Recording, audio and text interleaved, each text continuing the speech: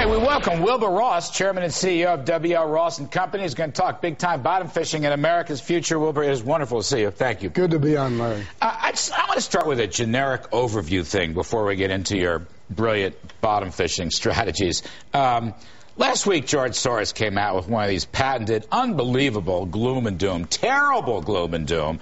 And the U.S. is relying too much on markets, he says. We should have a much more government-driven model, too much on debt, and too much on the U.S. dollar. And he's a total bear and believes the prosperity of the last 25 years is absolutely gone. Your quick thought on Soros? Well, I don't think it's the end of the world. I think it's the end of the fantasy world where people with no verifiable income could have second homes. I think it's welcome to the real world. So I don't think it's the end of the world by a long shot. Why is a guy like Soros so pessimistic? I mean, where does he get? Is this an ideological thing with him because he has a very liberal left political point of view? Is he being an analyst? Well, I mean, I just don't understand that. It may be simpler than that. He may have a lot of short positions. So he's touting his book. So he's touting his book in your judgment. I like that a lot. Let me ask you. You're in there buying. I mean, according to various news reports, you're in there buying some mortgage servicing companies. You're in there buying municipal bonds. You're in there buying bond insurance companies. So I assume you have a relatively optimistic view. Well, we don't try to time when the exact bottom comes because the only way you know you've gone through the bottom is when you get up onto the other side. So if we can find things at a reasonable rate of return without what we think is a big risk, that's when we'll invest, and we'll leave it to George Soros to determine market timing. What's the biggest issue out there for you? When you survey the world right now, the biggest issue? I think the biggest issue is the consumer. I think the American consumer is burned out and maybe spent out. And I think that's the scary thing, because I'm worried that that will translate into very protectionist attitudes on the part of the people and the government. Well, I agree with you about trade protectionism, but let's go back to that consumer credit chart that just came out today. Why do you think consumers are totally tapped out? They're still getting credit. Jobs, I admit, jobs are slowing, and it looks like a wee bit of a recession scenario, although incomes are still rising. I mean, why is it's really business profits that are getting hurt, it seems to me. Well, certainly business profits are getting hurt.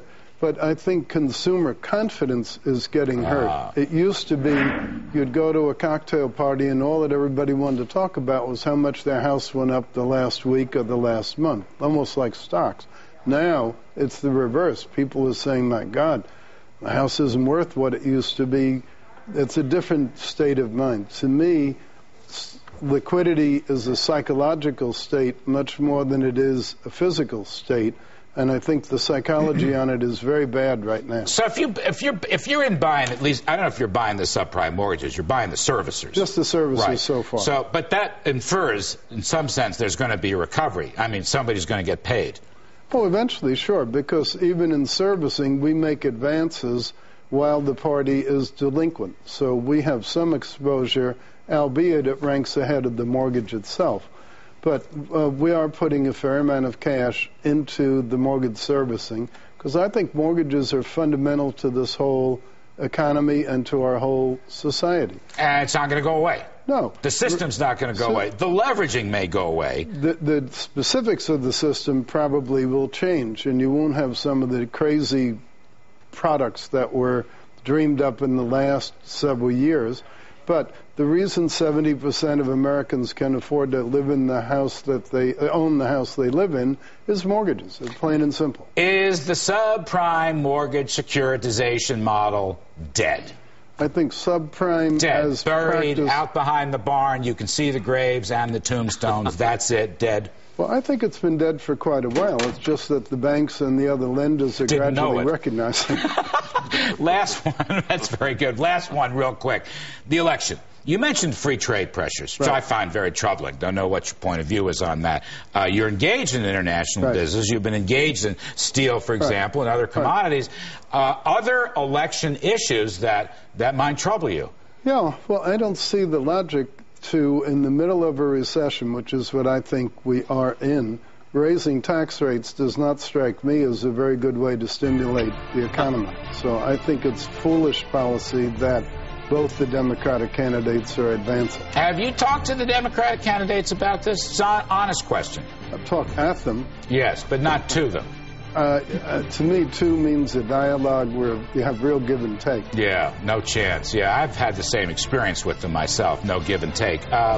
What about the trade issue? How dangerous could that be for America? I mean, we saw it again. This guy, Mark Penn, Hillary's top strategist, so he goes down because his other job was Burson Marsteller. He's negotiating with Colombia because Penn probably sees the value, like Hillary's husband, of free trade, and then he gets whacked with mostly union pressure behind it.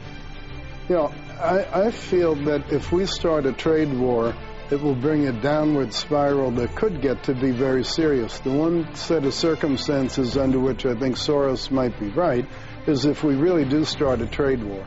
Every year, international trade, grows more rapidly than the world economy. It clearly is the engine driving. All right, I got to get out of here. U.S. dollar, U.S. peso, which is it? I think it's closer to being a peso than being a dollar. Yeah, boy, you and I agree on that. Okay. Wilbur Ross is going to come back because our panel has a few questions.